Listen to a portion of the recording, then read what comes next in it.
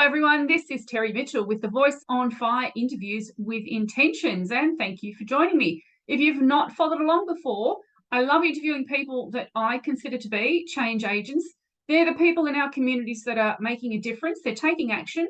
They want to have a massive impact locally or in our global village. And if you would like to subscribe, you'll find out when I'm uploading the next videos, and you'll get a chance to listen in to all of the great conversations that I get to have with people like Tammie Horton. Tammie, thank you for joining me. I'm really happy to be here, Terry. Thank you. Awesome. Well, I'm looking forward to having our conversation.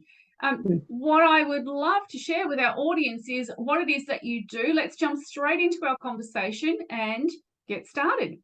Yeah. So what do I do in the world? So I'm a mental health educator and mentor, as well as many other hats. I feel like some days I've got like this massive pile of hats on my head.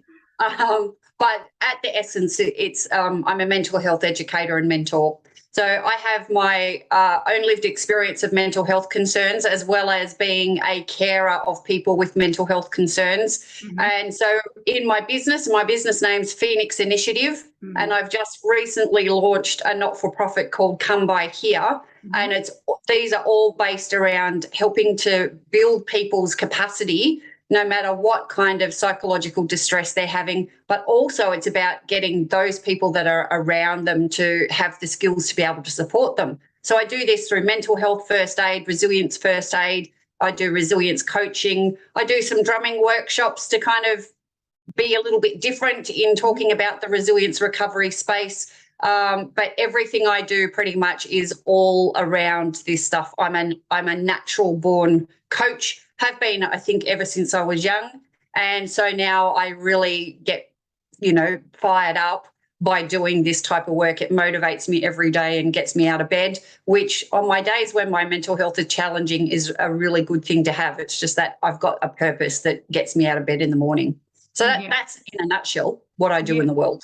Yeah, no, great summary. And look, honestly, I think what you do is absolutely essential. I think we really have learned, especially in the last few years, how vital it is that we have not only a better understanding of ourselves mentally to know what mental health or poor mental health looks like, but to know what we can do to support ourselves or be supported by people around us. Let's talk a little bit. I'd love the idea that you involve drumming. Tell me a little bit more about why that's become part of your delivery of services. Well, I've always been connected to music ever since I was little. My family is very musical. My dad would play music. In fact, I'd quite often not see him because he was in the Navy and he would be at the officers' mess playing the piano, singing songs for people. My mum was a classical pianist. So music's been a huge part of my life growing up. Christmas times would always be spent at my auntie's place with the guitars out, singing songs, classic Christmas carols like American Pie, all that type of stuff. It is a Christmas carol, I swear. But it's just, the music's just been a huge part of my life. And when I started to move into doing the mental health work as a profession rather than just living it, this opportunity came up to do some training for this rhythm to recovery thing, which was just a different way of allowing people to talk about issues that sometimes we can't find words for. But when we use the drums, and it's just djembe drums, so a single skin drum, and when we use the drums to talk about different aspects of our lives, we use the drum as the metaphor. So an example is in the first session that we do for drumming is about finding your bass. So it's really just about hitting the very bass note of the drum and getting a feel for what makes us feel grounded and comfortable. And then once everybody's got that bass going, they tap into that. And then I come along and I'm a disruptor, much like life is a disruptor. And I try and shake their foundations, and I do some really weird things sometimes. And the sounds that come out of my mouth, I don't know where they come from sometimes, but I try and shift it. And then we talk about what that was like. What was it like to have a disruptor come in to try and shift us off that base? And what were some of the techniques that they use within themselves to bring themselves back to that base tone? And, for some people it's stopping and it's listening, and then feeling for when the rhythm comes in. For some people, it's counting. For some people, it's just stopping and observing everybody else. And then we use those analogies. Okay, so how can we shift that into our life then? Mm-hmm. When our life is starting to be, our foundations are being rocked. So that's just kind of an example of the drums, and it's very uplifting. I mean, the rhythm is the very first thing that we hear as babies in the womb. We're hearing our mother's heartbeat and the sounds of the rhythm of the womb. And so connecting back to that is actually very soothing, and it hits a very primal part of the brain, which we quite often don't get to using words. That is absolutely fantastic. I love the sound of that. I think, and I totally agree, the sound of drums, I love the sound of drums. And I've been to a place where they did a drumming session where people used the drums to evoke emotions, because there were people that were, I suppose you could say, going through traumas that where they could not connect to their emotions. So I totally hear what you're saying. I think what you do sounds not only really important, but it sounds like a lot of fun too, because sometimes it can be really distressing going through those heavy emotions. And sometimes we need a little bit of fun, a little bit of something that eases us into that space. Have you found that there's been any particular response from people around you when you've been assisting them through that process? Yeah, actually, what's it been like?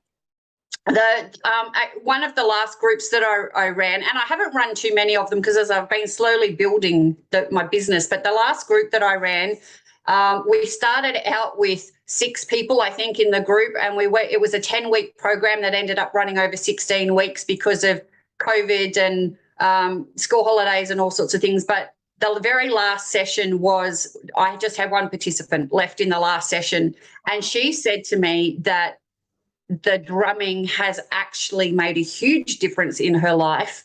And she would go and see her counsellor before she would come to the drumming session. And in the early stages, she was very hesitant, very nervous. And the counsellor actually said to her that they could see a shift. Wow. That they could actually notice that she was more engaged with things. She had more hope for the future.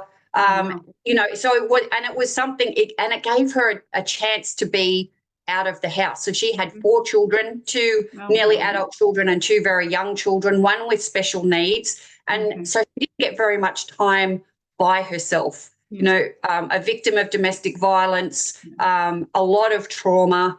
And so just to have a space where she could come, and it was every week, and she said, and I said, so what are you going to do moving forward to keep this space for you?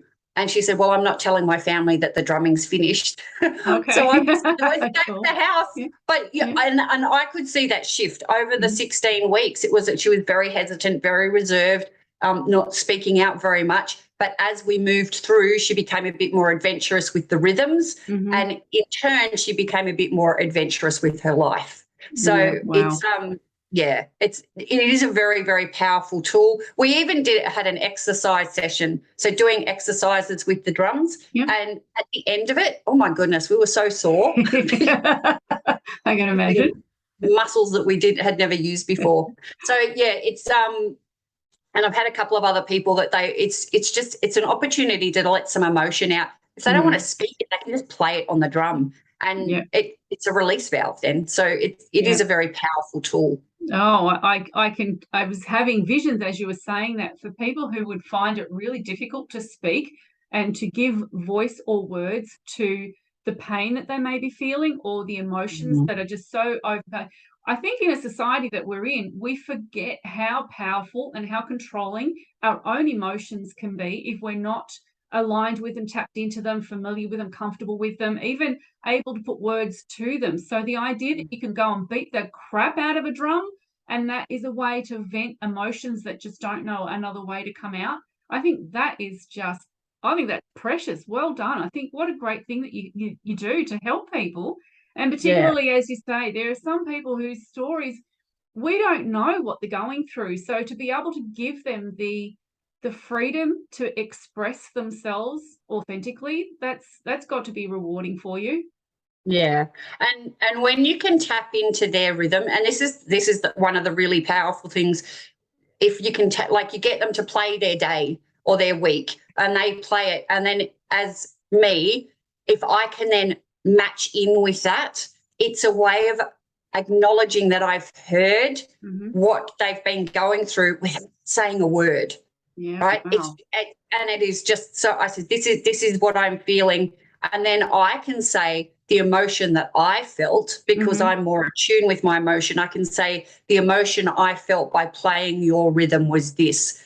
Is that anything like what you're experiencing right now? Sometimes I get it right, sometimes I get it wrong, but sometimes it's like, yeah, actually, that's what it was.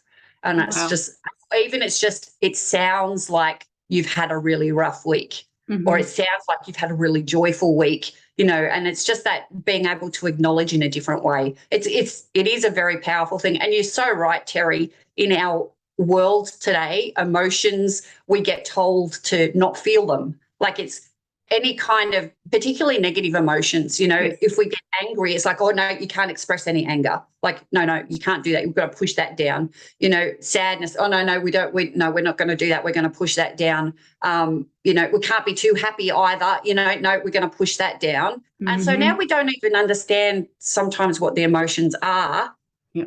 So when we can be aware of them and tap into them and actually go, oh, yeah, well, I am feeling angry and I'm just going to sit with it, you know. It's so much better for our health if we can do that, but it's scary. It can be very scary for some people because they have so many emotions that they're experiencing.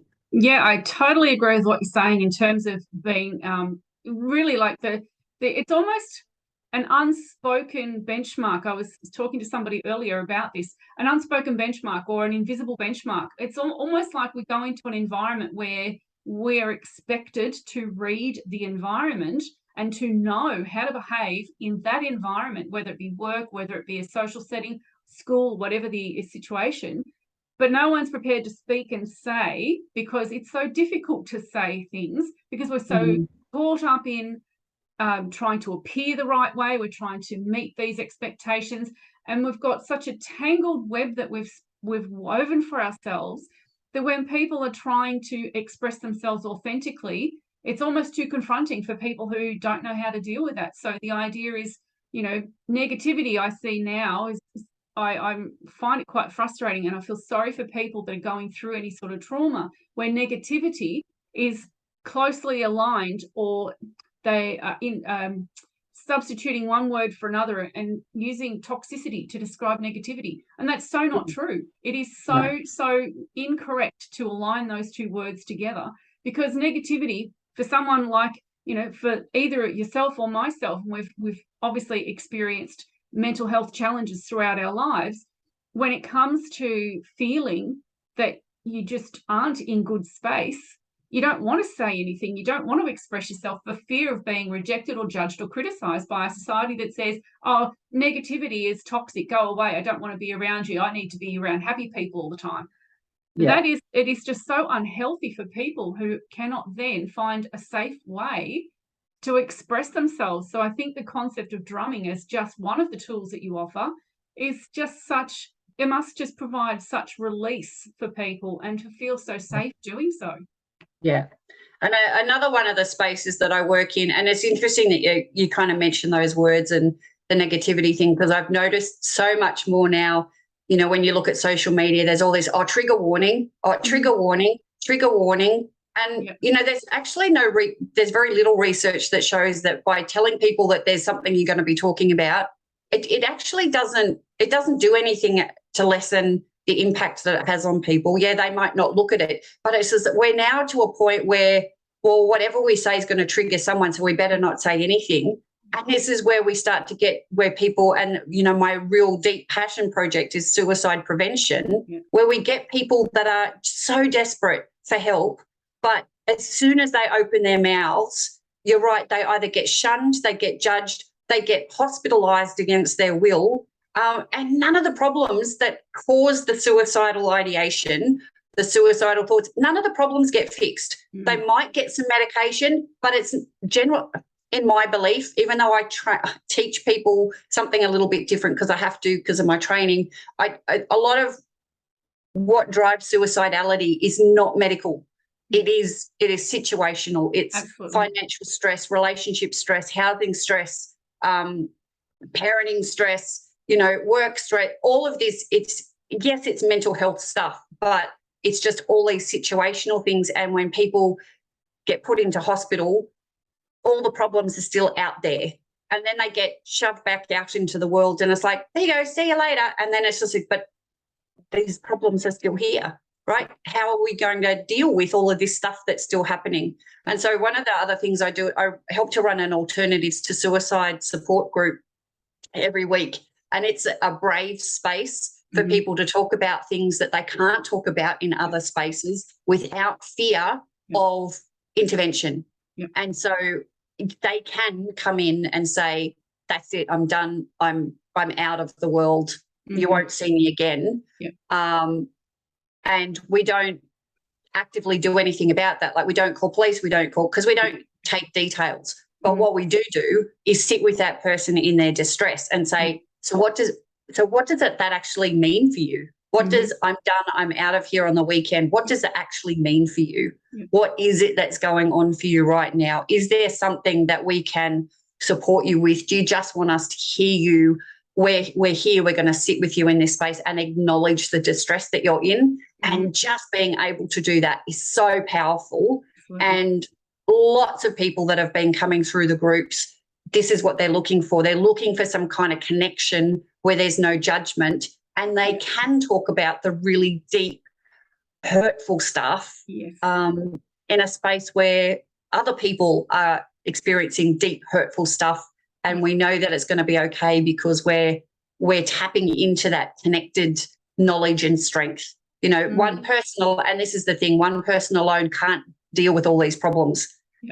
So many people try to do it though, but when you join up with others, there is a united strength that you can then draw on rather than just your own strengths, which everybody has them. But when we're in those deep parts of distress, we forget that we have all of that stuff. So I'm super, super passionate about that space and talking about this stuff early. We wait and we wait and we wait and we wait until people are in crisis, but we should be talking about this stuff when someone breaks up with their partner or they've lost their job or maybe they're having housing problems. Let's start talking about, if you have suicidal thoughts, what will that look like? Because we've got to catch it early. Yes. Don't wait till it's crisis, because crisis is too late. Totally. Absolutely. Echo everything that you say. I think it's so, so critical that we in society let go of this judgment, this labeling, this isolating ourselves away from these alleged negative people, because my experience, both personally and professionally, is that when we're presenting negatively, it's a clear indication that there is something going on that they are not able to deal with on their own. They don't know. They maybe don't have the strategies, or maybe they do and it's just too overwhelming. A lot of the time, all we want to be able to say is, I need help. And that help is not, I need drugs and hospitalization. It's got nothing to do with that. It's the ability to speak openly with a feeling of safety, to know that we're not going to be judged, that we're validated, that we're heard, that we're listened to, and that we're made to feel valued as a human being. Because the one word you mentioned there that is so important is connection. I think that's the one thing that is so, so missing in our world, no matter that we have all this technology that lets us talk. You're in Tasmania, I'm in Melbourne, we're having a connection, but the idea that we're actually able to speak openly is what that connection really is about. And I just think it's so, so critical that we recognise, as you say, and this is something that I find, and I'm glad you raised it, because I think it's so important that people need to hear this. It is not always a medically diagnosed condition of depression and anxiety. There are medically diagnosed conditions where someone physically, actually medically proven, has a mental health condition that is a medical condition. There is also situational depression and anxiety. And I had a doctor, someone in the medical health professions, who was quite senior, who actually said, oh, aren't they all situational? And it was so condescendingly said, and I'm sure the person probably meant well, but was just so ignorant to the realities. Situational means that we're in circumstances and situations that we just don't have the means, resources, or support to deal with, or find a way through, or to cope with, or to manage. whatever our language around that is. And in that situation, it becomes overwhelming, and we start to feel that we're isolated, disconnected, and that we can't speak about what help we need. And I find that if we start recognizing that circumstances in life are situations, making it situational, then anybody can go through a mental health breakdown. Anybody can. Nobody is immune to it. And absolutely not. I love what you're doing in terms of that, by giving people space. And specifically, as you say, you know, I totally hear you also when you say your training says to do X, Y, Z in the professional liability sessions and aspect. I get that. But the idea that you're providing a safe space where you're able to say to somebody, there is no judgment here. You can speak your truth, whatever the pain may be. We just want to be here and support you through it. And that must be just so, in some cases, almost life-affirming for people. It is. It's huge. It is really huge. There's been quite a few people that have gone, they've come to group, and it's like they are at the end of their tether. They don't know where else to go. And, you know, and to have a space, and there are multiple groups that run. So if they have to come to 3 meetings a week, they can come to 3 meetings a week, and there'll be different people in individual groups. But it's a means of, if I can speak what's going on in my head right now, then I can go another day. Yep. If I can speak what's going on in my head, I can go another day. Yep. But if I speak what I'm saying now to these people, yep, I'm going to be in hospital, I'm going to be in against my will, or, you know, there's going to be ramifications, yep, that are not going to be helpful. And this is the thing, it's not helpful, right? Being dragged away when you're in distress, being dragged away to hospital by police in the back of a paddy wagon with your hands handcuffed. Yeah. Like, it just adds to the stress. It adds to the trauma. We've got to be doing things in a different way. And it's part of the reason why I'm really attached to the song Kumbaya. And so I say to people, why not Kumbaya? Yeah. Because it's just like that song started as, well, it's actually called Come By Here, hence the name of my not-for-profits, Come By Here. But it started as a plea for help from people who were in despair and in trouble. Yeah. So why wouldn't we want to come by here? Like, why wouldn't we want to come by when we've got so many people in the world that are in distress and disconnected? And it's definitely a Western society problem. Yeah. And I get asked this question all the time in the mental health first aid classes. It's like, why the suicide rates in countries where you would think, like war-torn countries, where, you know, things are just so desperate, why aren't the suicide rates through the roof there yet compared to Western societies? And so I kind of say, well, I can't truly answer that question because I don't live there. I'm not those people. But what I see is those people are actually fighting to stay alive, right? They want to live. They're fighting to stay alive. Whereas here in the Western society, we have so many things that just get given to us on a plate. We don't really have to strive for things. So when we do have to, like the last couple of years, we just don't know how to handle it. Like, because we're not conditioned in a way to adversity. And that's part of the reason why I do the resilience training, is so that we can get people prepared for adversity. That's what being resilient is. It's being proactive about life's challenges, because you don't get out of life without any challenges at all. If you did, you'd be a robot. So let's be proactive about it. So when we do get the challenges, it's more like a pothole rather than a gaping chasm that we fall into. And that takes so much energy to pull ourselves out of that. Totally. Potholes are much easier. It's like, oh, there's a bit of a blip. Yeah. Got through that one, you know. So many, all the things that I do. And I've gathered this, you know, collection of all these little bits and pieces that are meshing in really quite nicely. You know, the drums, the mental health first aid, which is early intervention, resilience first aid's preventative. My coaching and my lived experience mentoring is recovery, like, and the alt to sue space is the recovery space, you know, and I top it all off with a little bit of other music as well. So I've started a ukulele group up. I did see a post of you with a ukulele, and I was very curious about where that played a part, but that obviously is another tool that you use. Yeah, well, it is. So I'm starting up this group called Option D, which is kind of under the not-for-profit space. So option D, because, and, all of the above is our little tagline. And so we say our options are purpose, meaning, connection, and music. So Wow. because that's what we're all looking for, and music is the all of the above. It gives us purpose, meaning, and connection. So it's kind of all tied together. Starting out as a ukulele group, hopefully it will expand out to some other instruments. But again, it's going to be a safe space for people who are in distress to come and be connected and play some music, sing some songs, or not. They can just come along and listen and get connected with some other people. So, it's early days with that as well. But I have huge visions, Terry. I have big, big goals. I now just need to be connected to some people that can help me realise some of them, like running a peer-run respite centre for people in suicidal distress where there are no clinicians. Wow. Again, a place where people can come and be in distress but have some support. And then, yes, we can be connected to some of those services, but the actual service, no clinicians, because the lived experience is just so powerful, and it works. It's working over in the States. I've just got to get into the right ears, and there's some things that are in the works that I'm keeping my fingers crossed that I get accepted for, so that hopefully I can very slowly start to push this little message. But super passionate about all of this stuff, as you can.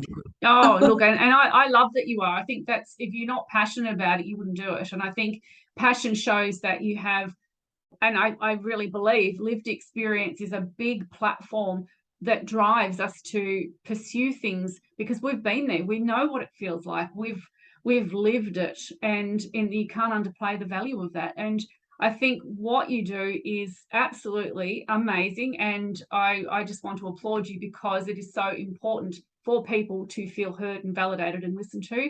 Partly the reason why I've gone into the coaching space as well is because I do provide that with my own services. And I would love to segue into who you do it for. And obviously you've covered off a few variations of how that has played, but who do you do this for, and what was the driving force behind what started you to do this for them? Well, it's funny you say that. When everyone asks me, well, who's your avatar?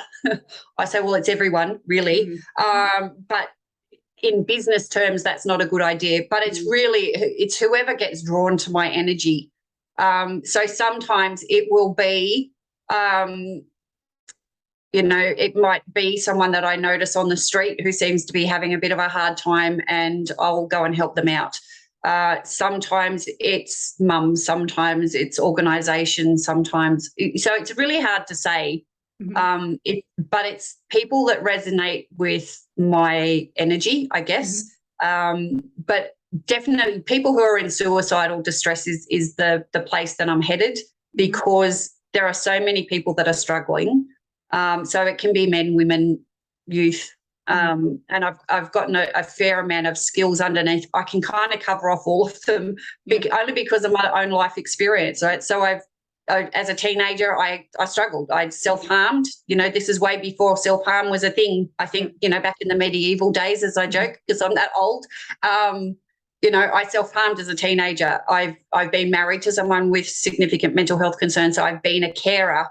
And he had lots of physical health problems as well as mental health problems. I've been a parent of a young person that struggled, so I can help parents. I've been bullied in the workplace. So if it's someone that's been bullied in the workplace, I can talk to that.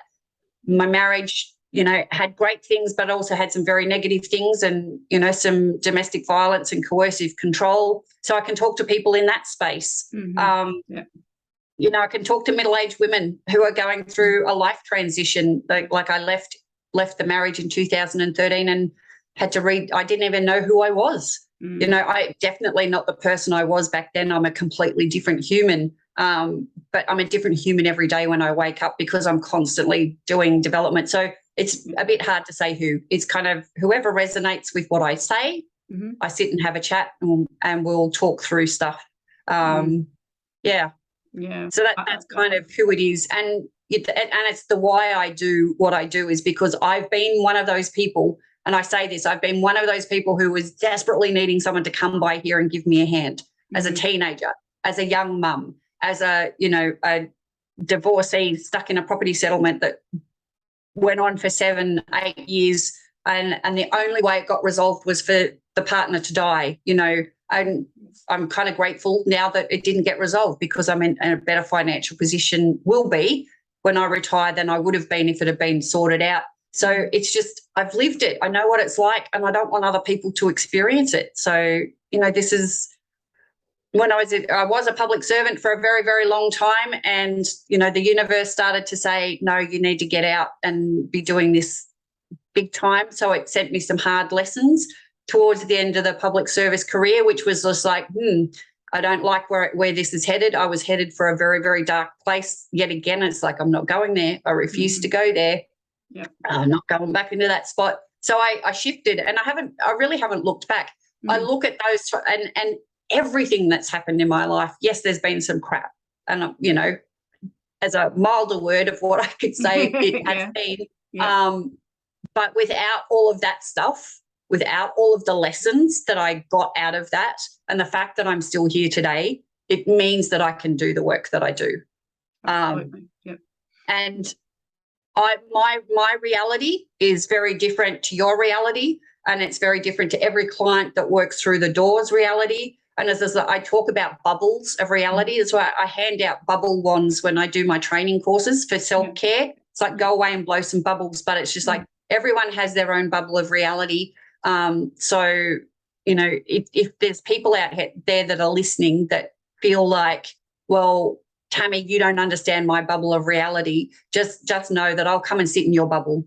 I'll get out of my bubble, and I'll come and sit in yours and see what your world's like. And I'll work with you where you're at. It's just like, it's not about putting you through a program, really. I've got a program that we can kind of work our way through, but it's, let me come and sit in your bubble of reality and see what it is that you need and where you want to head, and then we'll design the program for you so that you get the best out of your own life. So, that's kind of a great summary. It is. And the interesting thing that you mentioned, and amongst all of that, and several different things stood out for me, but one of the things that you mentioned is that whole business alignment with, you know, one solitary avatar, and direct your message specifically to that one person and talk to them like you're sitting at the bar with them and, you know, having a conversation, and it's that one person whose message, you know, who'll hear your message, etc., etc. But at the end of the day, sometimes that just doesn't work. Like, you've sometimes got to allow for the fact that you don't know who's going to resonate with your message. You don't know who's going to hear what you're speaking about or identify with it. And they're not even someone that would even remotely fit the description of the ideal client or avatar. And I know that in my own experience, that's been the case. I have this ideal of what my avatar is, but I actually end up helping people that don't even fit within that.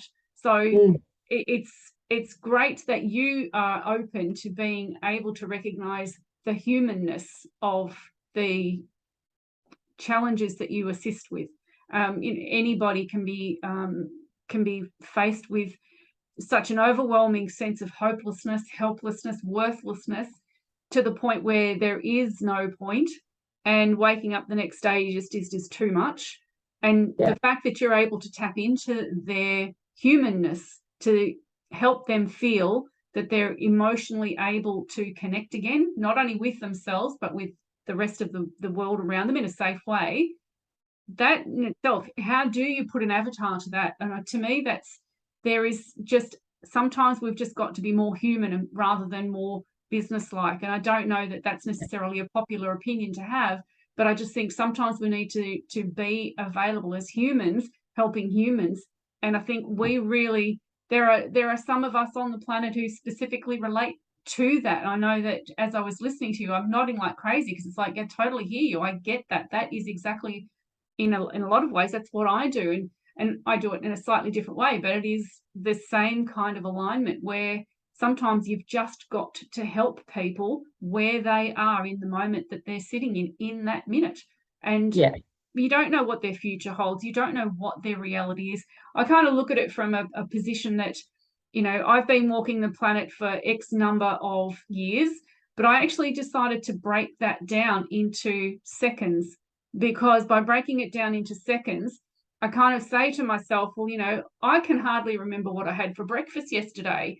And that took place over a period of a few minutes. But if we break everything down into the capacity to remember something, some people have got better memories, sure, but the general thing is, if we try to remember some things, we've been walking around on the planet for so long, some things just never fit into the memory banks in such a way that you can just pull them straight out, or they're not of an extreme emotion that got caught up in the neural system. So, you know, we remember things that were really traumatic because they call upon so many emotions, a lot of the time emotions that we're not capable of handling because they're just so big.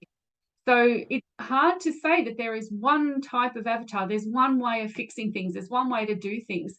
And I think you tapped into that whole humanness element with all that you do. And I think what you do and who you do it for is really, really important. And you did start to sort of step into that area of explaining why you do it. I'd really like to get into that a little bit more, if you could share with us why you do this. Yeah. Well, for my own journey, like I've always, and this is the thing about doing personal development stuff, I try and work out, well, how have I ended up in this space? And I think it started really right back when I first started school, because my mum was a teacher, and she started me in school a year earlier than I should have started, all because my brother, who was 7 years older than me, when he started school, he was a head taller than everybody else. Like, he's very tall person. And back in those days, like the days when I was little, they used to measure you at the age of 2 and then double the height, and that would be the estimate of how tall you're going to be. I don't know whether they still do that or not. Yeah. But when I turned 2, I was the same height as my brother as when he was 2. So my mum didn't want me to be, as a girl, a head taller than everybody else in the class. So she started me a year early. Wow. So I was still the 3rd tallest in the class, mind you. But because I was a year younger than everyone, I was a year younger emotionally. I was a year younger physically. I didn't struggle academically. Academically, I did fairly well. But in terms of socially, emotionally, physically, I was not on the same level as my peers. The fact that I went to the same school as where my mum taught also didn't help, because I could never be me, because I always had to be the good girl. Not that I was a tearaway, but, you know, I'd always have to be the good girl because mum was a teacher. And then if kids got in trouble from my mum, I would kind of cop some of that flack back from them, you know. So it was a difficult time. And then when I got to high school, of course, those people that held off giving me a bit of a hard time were able to have free rein a little bit because mum wasn't at the school. Yeah. And plus, you know, our adolescence is a time where our bodies and our brains are going through such a massive change anyway. And because I was a year younger than everybody else, there was lots of bullying about, you know, my physique. My PE classes were terrible because I was uncoordinated. I was always the last to be picked on the team, but there were some really mean girls in that group. So I used to start forging notes to get out of doing PE. When they started to not work, that's when I started to self-harm. I would hit myself with implements to cause bruising on all my joints so that I couldn't walk, because if I couldn't walk, I couldn't do PE, right? And then that became internalized. Whenever I was feeling bad, I would do this self-injury stuff. You know, so I kind of, I've always struggled, and then with self-worth and self-esteem and all this type of thing. When I met my husband, it was a blind date, you know, and we kind of hit it off. He was my really first serious relationship. And then leading into when we got engaged, I knew he had bipolar disorder. But I thought, no, I love him. I can do, you know, he was saying all the right words, all those types of things. At 19, I witnessed my first bipolar episode with him, and it was very, very traumatic. And I'm not going to go into the details because there's too much in that, but it was a very traumatic time. Not so much because he was unwell. It was not the disease. yes, the experience was outside of the ordinary, but it was everything else that was going on around it that was really traumatic, like his family's response and the police and, all this type of stuff. But, we became this little unit then. It was us against the world. My parents didn't want me to get married to him. I became very estranged from my family. I didn't have a lot of friends. So we just became this unit, which then made it very easy to be manipulated, I guess. And I don't even know that he did it intentionally. Yeah. It was just the way things were. We moved to Perth for a while. Then we came back with 2 young children when we came back. And then I had a third. In amongst all that, I got postnatal depression because I didn't have any supports, and he was off doing work. So that didn't get diagnosed. I became very unwell. But then he stopped working after our third child was born because he became too unwell to work. So my dream of being a stay-at-home mum, because this is what I'd always wanted to do, to be a stay-at-home mum and do all the arts and crafts and go to, mothers groups and all that type of thing, that just didn't happen because I had to be the sole income earner. So I kind of had to hold my stuff together. Mm-hmm. And I did. Yes, home life was really difficult. Lots of people have worse home lives though, but it was difficult. But whenever I had my work, I had a bit of respite. I enjoyed my work. It would boost me up. But then I got a bully at work for a boss. And so I had a bully at home and I had a bully at work. So I had no respite and I broke. I really broke and I was very suicidal. I was starting to think about how I was going to do it. But the guiding thing behind me not doing it was my 3 children. Yeah. It's like, what's going to happen to them because they don't have grandparents, they don't have family. It'll all be left to my husband. He's not doing very well anyway. What's going to happen to them? So they were the thing that kept me here. Yeah. And so I drove to a doctor's instead of driving to, into a tree, which is one of the ways that I thought about doing it. But the fire in my belly just went out. But I went to the doctor and I got medication, but I was left to reignite that fire in my belly all by myself. So for 2 weeks straight, I sat on a couch in front of a video screen and killed things in a video game. Because if I didn't do that, I was probably going to kill myself. The medication I was given was probably not such a good idea because it, was very easy for me to take more and more of the tablets in order to escape what was happening at home, because then I was 24 hours with the bully at home, right? So that respite wasn't there. Mm-hmm. So there were a few occasions where I took way too many of the tablets. So not necessarily that at the time I didn't feel like it was a suicide attempt, but if it had been viewed from the outside world, they might have said it was that way because it was just like, I'm just going to take, because I just need to not be here right now. Mm. It wasn't that I was wanting to die. I just didn't want to have all this stuff happening, Thankfully, I didn't take too many. Yes, I got a good sleep, but, so that's kind of been being in that really dark place and then trying to pull myself out. And then little did I know while I was going through that my eldest daughter was really struggling with her own mental health. Mm-hmm. And she was trying to be strong for me. Oh, wow. Yeah. Until I was strong enough and then she could let go. And when she let go, then she was in a really bad place. And so she was then struggling with suicidal thoughts and very significant self-harm and cutting and, and I was just desperate for her. And she said to me one time, why won't you let me die? And I said, because I love you too much. I'm not going to let you go. Life's really hard for you right now, but it will get better. I know this because I'm living it. And yes, it's not good here. And it was from that time then through, I really realised that I had to get out of the relationship I was in because it wasn't healthy for me. It wasn't healthy for the kids. And people say to me sometimes, well, why did I bother staying in the first place? And it's just like, well, it's really difficult to leave a relationship when that person threatens to kill your children if you leave, and my whole world was my children. Yeah. So I had to stay in order to keep them alive. But I eventually had to, because if I hadn't have left, then things were going to go really, really pear-shaped.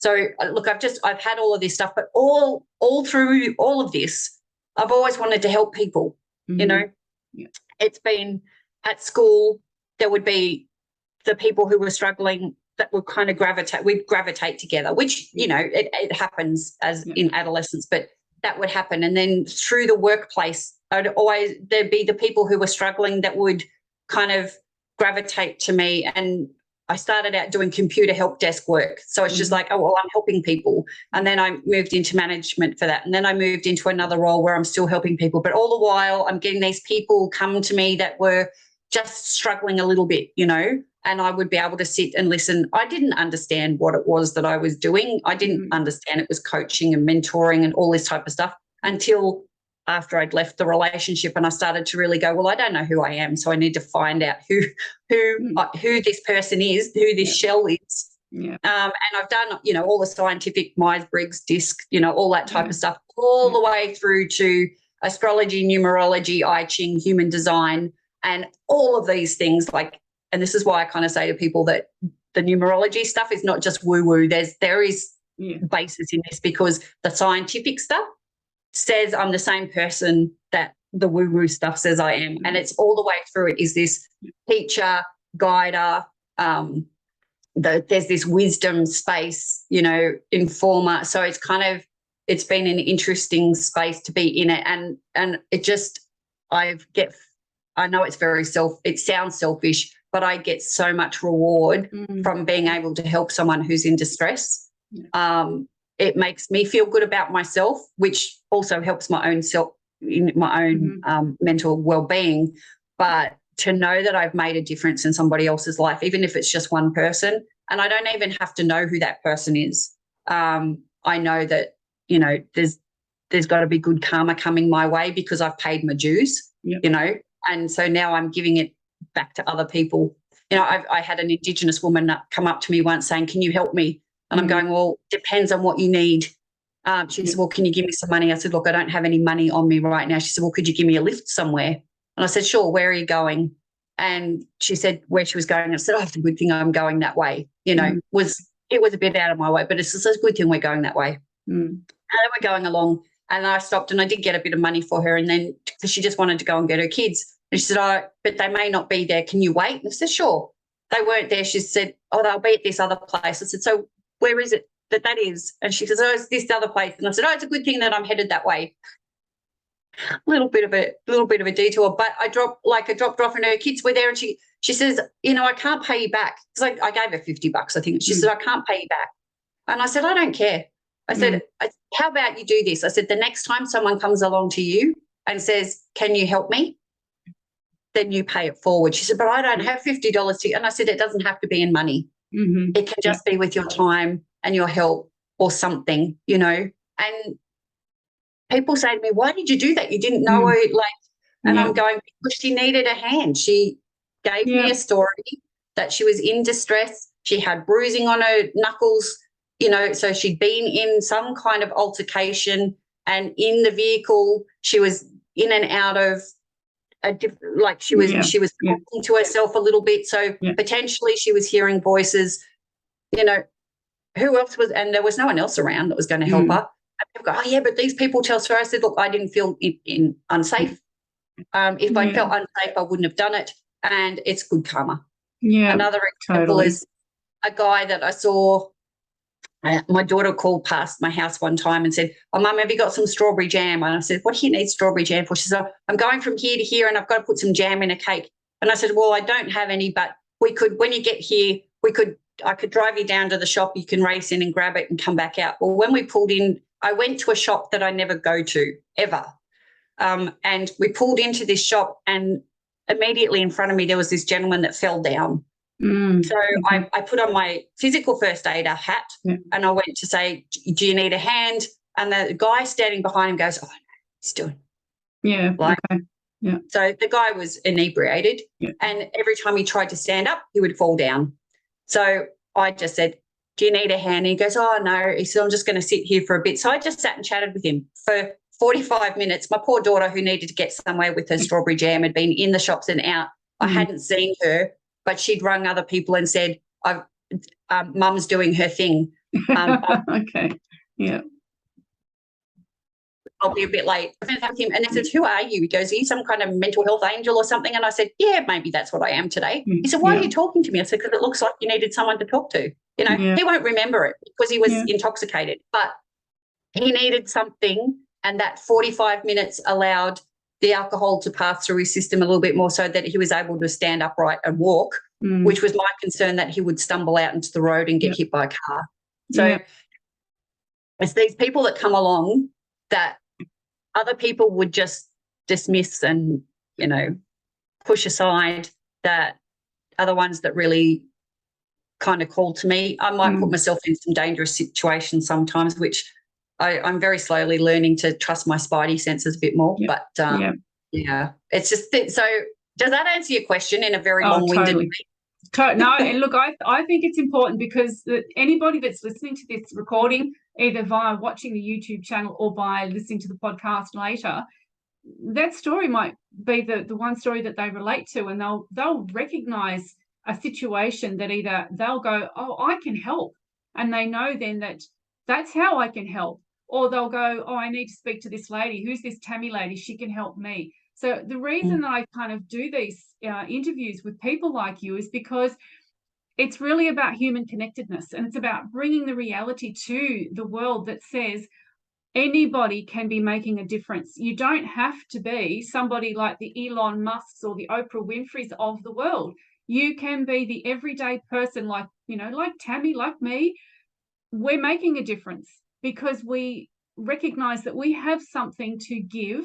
But not only that, we just know that life has taught us enough lessons to help us to see that the main thing almost every person on this planet wants is to be heard, is to be listened to, is to be given space, is to be able to share just even a 5-minute story within their life, to know that someone's heard them. And you were talking about that gentleman who fell down in front of you, and in a very quick nutshell, one of the speaking stories that I share is about an experience I had in Sydney when the Olympics were on. I was getting on a train. I was still working through the Olympics, and as I was boarding a train, all the commuters around me were ignoring the fact that inside the train cabin, where all of the seats for people with limited mobility are located, there was literally, I call it the body on the train. And as I walked in, there was this young man spread-eagled in the footwell, or this seating area, and he was just collapsed on the floor, and everybody ignored him and walked over him. Now, somebody had reported him to the train staff, because as I was tending to, I just went straight to him and attended him, and it was like, I've got to find out what's wrong with this poor thing. And the train staff member came on board the train and kicked him to see if he was awake. And I went off my tree. Like, I was not polite to that train person. He'll probably remember me if he ever watches this video. And I attended to this young person, and he was so inebriated, it's a wonder he wasn't dead. He was literally wafting alcohol. He could have vomited. He could have choked on his own vomit. But the story that I share when I share that story is, we don't know what could have happened to him. He may have had an epileptic seizure, and that's the reason why he was there. He might have been the victim of a one punch, and that's why he was there, and everybody was ignoring him. And I understand that people don't want to get involved. I don't want to get involved with that because I don't know what's going to happen. You know, he could be dangerous. He could be this, he could be that. And their fears are justified for themselves, but that's where we become disconnected from society. We don't want to get involved. Well, why not? And as you say, yes, recognize your spidey senses, because if something's dangerous and it is literally going to put your own life at risk, yes, make appropriate decisions about that. But if somebody is literally collapsed on the ground in front of you, I'm sorry, but aren't we humans? Aren't we supposed to at least care enough? Doesn't matter that he's been under the influence of alcohol. We don't know why. So for me, it's all about really reconnecting with our human compassion. And you know, there's so many parallels between what you're talking about and the experiences I had growing up and many of the things that I've experienced. And I just think it's really amazing that there are people like you on the planet, and I applaud you. I think that you are, because there are people who will listen to this and who will hear this, will recognize that either they have what it takes to be the person who can help, or they'll see you in this conversation and realize you're somebody that could probably help them. So I think it's really important that we have these kinds of conversations and share with the planet that we really do need to reconnect again as humans. There's human connectedness is so, so important. Would you agree? Oh, it's core to our well-being.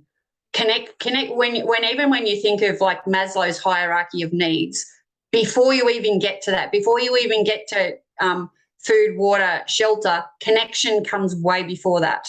And it's when you look all the way back to caveman days, if we weren't connected, we were dead, right? If you didn't stick with your tribe, you were dead.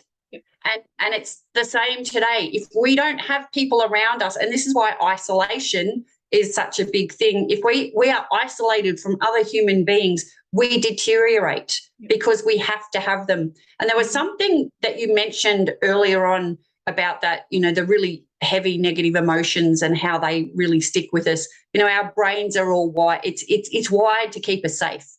So those big things will stick with us because our brain has to say, I need to remember that because next time that happens, I need to be more prepared because I'm not going to be safe. But the more that we can have people around us, our brain actually feels safer. So we are less anxious. We are less triggered by trauma by having people that in our tribe to be able to keep us alive. And it's because of this very primitive part of our brain. It has to have that connection. And it's like, again, I have so many soapboxes that I get on, but people say, well, why do you think all of the mental health problems are getting really bad with young people? And I said, well, might have something to do with the fact that most of our mums are stressed out when they're pregnant. And so the babies are stressed out before they're even born because mum's stress hormones are going through. And guess what? Mum, who is stressed out, probably had a stressed out mum when she was pregnant. So this poor baby's actually got multiple generations of stress. But then because of Western society and the way we've built things now, we now have to have both parents out working. So what do? The baby, I've just come out of this nice, safe environment and I need to be with my main caregivers. I get shoved off to daycares every day where everything's different, faces are different. There's so much activity, so much stimulation. They're not capable of taking all this on. So they are constantly in fight-flight mode all the time. And the longer you're in fight-flight mode, the worse your mental health will be because our body is not designed to be in that state. It's meant to experience it, expel the adrenaline, and then have that rest and recuperation, you know. So it's just, there's so many soapboxes that I can go off on a tangent. I totally agree with you about that. It starts from the little ones. Like we have to, and that's why kids that go into care really struggle because they don't have stable connections, you know. And when they do have connections, they're actually not positive connections. They can be quite negative and detrimental and so many other layers of trauma. And what we know about trauma, particularly in young people, is that the more adverse events they have, the more likely they are to have mental health problems, drug addiction problems, financial problems, heart disease, cancer, all this stuff. And it's a no wonder we're getting worse and worse and worse, no matter how much money we throw at things, is because it's more than one thing. It's society. It's everything in society that's making our brains feel unsafe. Totally. Connection we need. Absolutely. Oh, absolutely. Totally. Connection's just critical. And I totally agree with when you were talking about intergenerational trauma. I mean, that to me is just, it's part of one of the soapboxes I get on is just that whole trauma is passed on. And, you know, and I liken that just so people can understand a little bit more about how that actually looks is we're only about 4 to 5 generations ahead of some of the worst violence ever expressed by humans on the planet through World War II. Now, World War I was absolutely horrific because of the creation of different weapons of warfare. And it was the weapons of warfare that made things terrible, like mustard gas and flamethrowers and tanks and all sorts of disgusting things that humans are so capable of making. But World War II was a whole other ballgame. And, you know, we all can look back, if we all were to, It was called a world war for a reason, because it impacted globally. And there aren't too many families walking the planet today who have no relations who were killed in the war. So I speak about that in it's a very difficult topic to talk about for some people, because the trauma is still there. And it's one of those things, we don't have ways. I mean, I know that I have explored many ways that releases trauma, so it's a thing that I work with. But in terms of society's experiences, we don't know how to release trauma. It's just like it's there. It's genetically wired into us sometimes, is the way it seems. And you know, even for example, you know, I've had a car accident, and it took me several years to get through that that twitch that I would feel every time I was in a car that was just some way reflecting what that accident was like. And that's a trauma. That's, people might relate with that. But in terms of anybody, for example, I was watching a program just recently, and it was about, I think, Qantas Flight 32 and all the dramas that happened when, you know, one of the first ever reported Qantas flights got into, you know, mechanical dramas. And when I was watching that, one of the flight attendants to this day still speaks about the trauma that he feels from the moment, because he was injured during that flight. And instantly my heart goes out to him, because I know in my own way what he's going through. So the things about trauma, we would be in so much more harmony across our planet, across our local communities, if we would do a lot more about what it is you do, and that is give people space, talk with them, open the conversations, allow them to be non-judgmental, non-critical, and none of that potential threat. Oh, I need to call the ambulance, I need to get you sectioned, I need this or that. Or, those things don't help. We need to listen first. I know that's something that it sounds very much like that's what you're doing, and I think it echoes so much of what's needed in our society. In terms of wrapping up our conversation today, where would people find you? I am going to include the details in both the description at the bottom of the podcast and the YouTube channel. But if people were to reach out to you and say, hey, you're the person I need to speak to, Tammie, where would they find you? Look, I'm on LinkedIn, I'm on Instagram, I'm on Facebook. So LinkedIn, they can look me up, Tammie Horton. So it's TAMMIE HORTON. If they look up anything to do with Phynix Initiative, but I spell it differently, so it's PHYNIX, they can contact me through there. So any of those socials, they can connect with me on, and with the website. Fantastic. And more than happy to sit and have a chat and see what's going on in their world. So I always think the question I ask is, what is it like to be you today? That's a good question. And then we kind of go from there. And just as a quick wrap up, what's the one big wish that you would have for society? Or when someone asks you to come by here and give them a hand, you answer their call. Wow, that's powerful. That's powerful. Absolutely. I think there's so much we could all learn from just, and as you're saying, that instant vision I had was somebody reaching out their hand and just being there, just saying, I'm here. And I think that's something that we all need to become more comfortable saying. And I think, you know, the world needs more of you. So thank you so much, Tammie. It has been an absolute pleasure talking with you today about some really important topics. And I think there's so much that people could learn from you, but experience with you. And I look forward to sharing this particular video and this message with my audience, and for our audiences to learn more about what you do. Thanks for having me today, Terry. I've really loved it. Fantastic. You're watching or listening to Voice on Fire Interviews with Intention. If you're new to Voice on Fire Interviews, you'll hear from everyday amazing people on a mission to make a difference. These people are change agents, action takers, and difference makers, having a positive impact on their local community or across our global village. Don't forget to subscribe and click the notification bell for updates on new interviews. I hope you enjoy.